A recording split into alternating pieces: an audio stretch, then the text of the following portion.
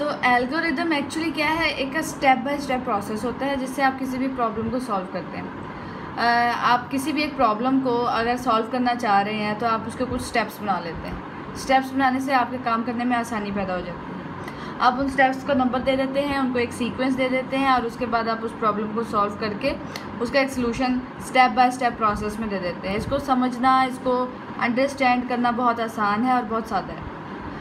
अच्छा जी, अब हम क्या करते हैं कि ये जो एल्गोरिदम है क्या डायरेक्टली एग्जीक्यूट कर सकते हैं कंप्यूटर पे? नहीं कर सकते। एल्गोरिदम्स को पहले हम प्रोग्रामिंग लैंग्वेजेस में कन्वर्ट करेंगे, उसके बाद हम उसको कंप्यूटर पे एग्जीक्यूट कर सकते हैं। एल्गोरिदम की एक छोटी सी एग्जांपल अगर हम लें कि अगर हम एक छोटी सी एग्जांपल रियल लाइफ से ले लें, जैसे टी मेकिंग है।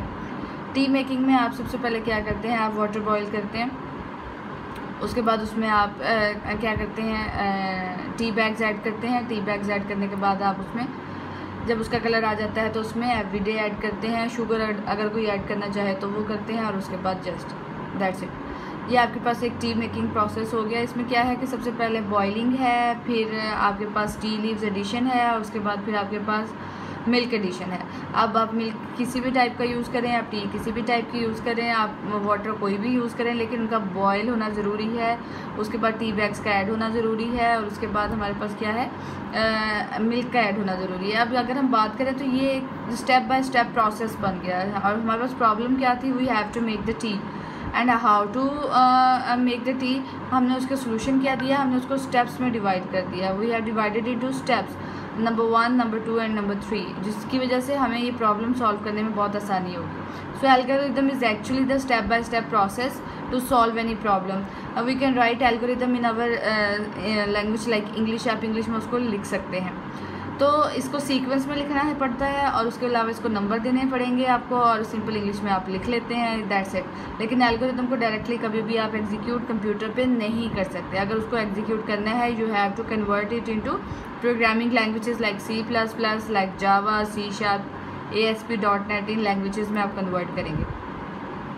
अब हम देखेंगे कि सूडो कोड क्या होता है। सूडो कोड एक्चुअली कुछ भी नहीं, सूडो कोड वही है कि आप एल्गोरिदम्स को सिंपल इंग्लिश में लिखना शुरू कर देते हैं, कुछ उसमें अपनी तरफ से कुछ एडिशंस कर लेते हैं। ठीक है, एल्गोरिदम्स जो आपने स्टेप बाय स्टेप एक प्रोसेस बताया हुआ है उसको इंग्लिश लैंग्वेज में अगर आप राइट डाउन कर देंगे तो आप कह देंगे सूडो कोड है। ठीक है, आपने अगर एक एल्गोरिदम बना लिया और उसका आपने कोई इंग्लिश में कोई भी कोड एक लिख दिया या फिर उसमें कुछ टेक्निकल वर्ड्स भी साथ में ऐड कर दिए तो वो आपका सूडो कोड होगा। सूडो कोड भी डायरेक्टली एग्जीक्यूटेबल कंप्यूटर पे नहीं होता, लेकिन ये ज़रा पढ़ना और समझना उसको आसान हो जाता है। सूडो कोड और एल्गोरिदम दोनों को हम प्रोग्रामिंग लैंग्वेज में कन्वर्ट करते हैं तो उसके बाद फिर हमारे लिए इसको एग्जीक्यूट करना आसान होता है। सूडो कोड की आपके पास दो मेन पार्ट्स होते हैं, एक लॉजिक डिज़ाइन होती है और दूसरा आपके पास होता है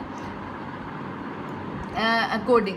एक तो कोडिंग होती है और दूसरा आपके पास इसका लॉजिक डिज़ाइन होता है। अब कोडिंग और लॉजिक डिज़ाइन की अगर हम बात करें तो वो क्या है आपके पास, कोडिंग में एक्चुअली क्या है कि लॉजिक में आप लॉजिक बनाते हैं और कोडिंग में आपके पास एक्चुअली उस प्रोग्राम की कोडिंग की जाती है।